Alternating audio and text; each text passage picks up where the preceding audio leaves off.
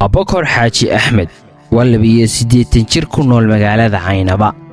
Abakar waxa uu goobjoog ka ahaa dhacdo cajaa'ib ah oo ka dhacday meesha la yiraahdo Saddex Geed oo dhacda waqooyiga magaalada Caynaba. Taariikhdu markii ay ahayd 1958 waqtigaas oo aad ugu badnaayeen libaaxyadu.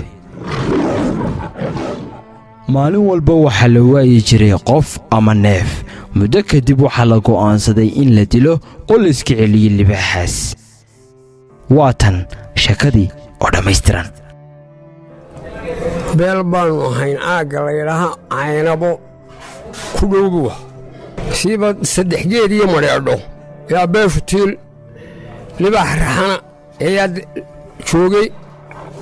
libaaxa suu ama 10 neef u cuni jiray ama tulugu yaraan habeenkii waa ka tashanoo bahalkan dilaanu niri markuu muddo 3 bilood ah habeenkii walba intaa in leeg cunay. waxaanu isku urursanay ciidan 30 ah waa doonanay dilaanu niri markii aanu jidka maraynaa ragii baqabeelay 11 nin maaha intii kale waa baqasoo baqabeelay ku hadh. libaaxii markuu noo muuqdayna nin waliba halkii uu joogay baad moodaa inuu ka baxo waa gariiri. gariirkaa markii aanu istaagno saqaldhaydii magaala libaaxiina boodi. libaaxii markuu booday raxan la yahay yaa xabad ku riday.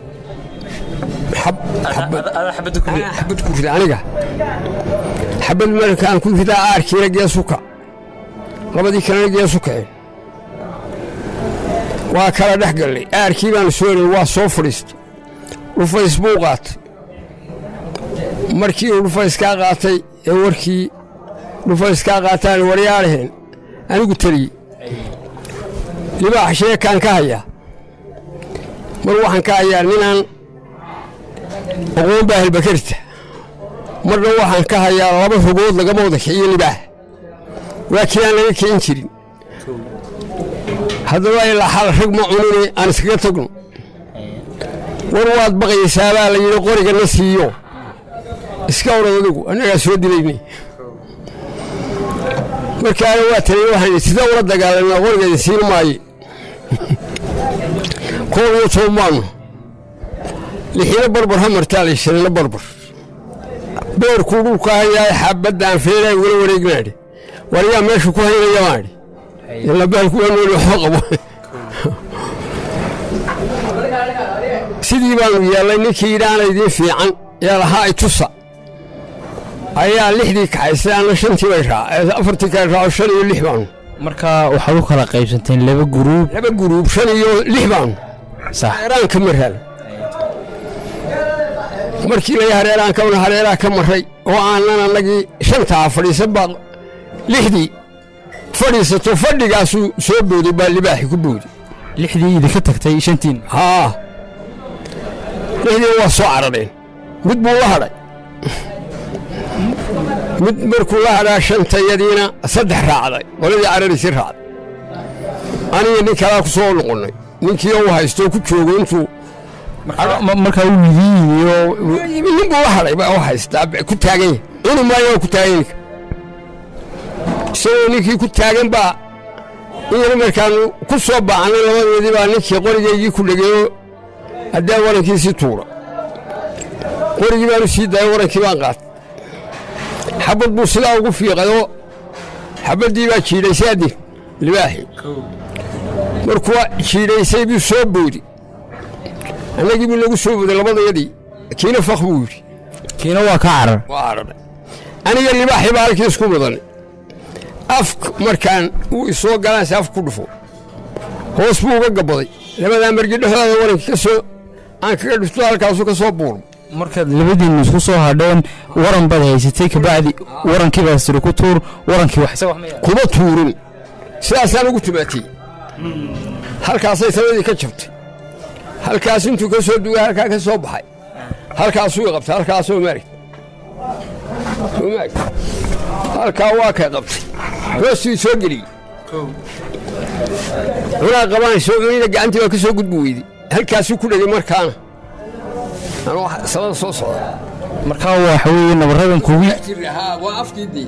kugu yaallaa isaga ilkiisii weeye isagoo sidaa u calashani sidaa ayaan isla afka qabay markaasi cunaa qabay gacanta ka gudboodaan tooreydii la baxay tooreydii waan ku gowracay tooreydii yaan ku gowracay jirkuu dhacay ninkii kale geestayduu yidhi halkaasuu ku taxaquusa nimankii cararayna markay arkeen baarkiioo dee taqallusay bay haddii allaydno soo noqdeen dee sidaasaanu isu hallay libaaxa